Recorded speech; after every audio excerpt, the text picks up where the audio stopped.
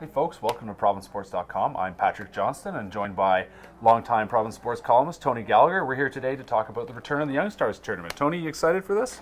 Well, I am actually, because it's always great fun. The people of Penticton, in this case, are in for a real treat because they have an assemblage of some fabulous players, like basically the draft choices of 3 or 4 or different, or 5, depending on how many teams this year, 4 teams participating. And you've got 3 years basically of draft picks all assembled on the same ice with a few other characters thrown in between. And basically, with respect to the Canucks, what we'll be looking at is, of course, their high-end snipers that they're trying to develop. As everyone knows, the Vancouver Canucks can't score goals to save their lives. And what they've been drafting, where their focus has been lately, is on high-end talent to put the puck in the net. And that's basically the guys you're looking at, and to see who's going to be able to do it. And last year, for instance, Nicklas Jensen really stood out. He didn't do much at training camp, but he got, he kind of got hurt early on in one of the early games, and didn't really resurface until much later in the season.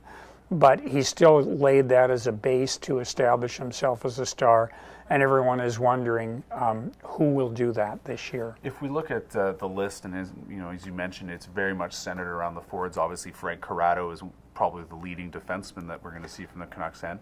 But if you look at the forwards, if you had to rank maybe a top 3 or 4, what are you going to say there? Well, in terms of making the team, everyone would say, well, you're looking at say Bo Horvat or Lyndon Vey if he plays, but obviously Horvat is a different nature of beast. He's going to be a really strong, along the boards, in your face wing center. Usually he's going to be a center. He may have to start if he's going to play with the Canucks this year as a winger. Or get the odd shift at center ice, but play mostly on the wing if he's on the Canuck roster, because they're so deep up the middle with guys with one-way contracts. But the guy who really intrigues me is Hunter Shinkaruk. Now, everyone thought, because he had the hip surgery over the summer or over last season and has been rehabbing over the summer, that he was a write-off to make this team. But watching him out at Britannia, he is so quick and he is so gifted offensively. I would say that Hunter Shinkaruk is the only guy of these top prospects that they have who has a chance to be a really good first-line player, top-line player. He's really creative. He's a good finisher.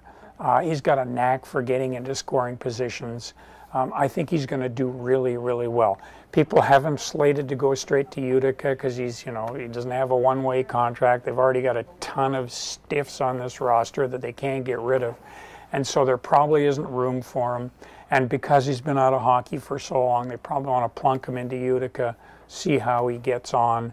Like Benning and Linden and these guys, they're kind of the slow cooking thinking. They don't want to rush their players. That's perfectly reasonable. But this guy might be ready to play right now. Maybe that's a bit rash. We'll have to wait and see when he gets out against better competition.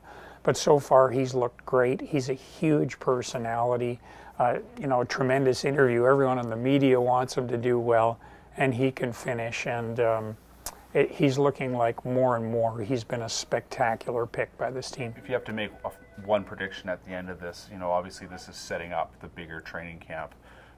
We're probably going to see a little more attention, I think, from the Canucks brass than perhaps we did last year, certainly with the change in coach as one example. What are we going to see at the end of this? What will we have said was the purpose of this event? Yeah, well, it's to develop your young players, obviously, give them a look at other guys their age, give them a chance to kind of stand out. It kind of allows the coaches and the general managers to look at those players in the context of players their own age and their own experience level. And it also gives them an idea who you want to bring to camp and where you project them for the future.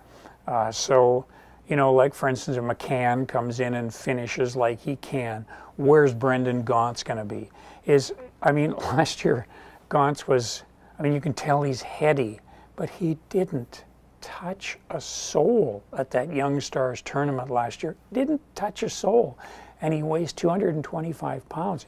I mean, it's really hard to play that way in front of the general manager and the coaches and everyone who have different expectations, more physical expectations. No, he's not a banger and not a crasher, but you can't not touch a soul. I mean, he played like Henrik Sedin in this thing.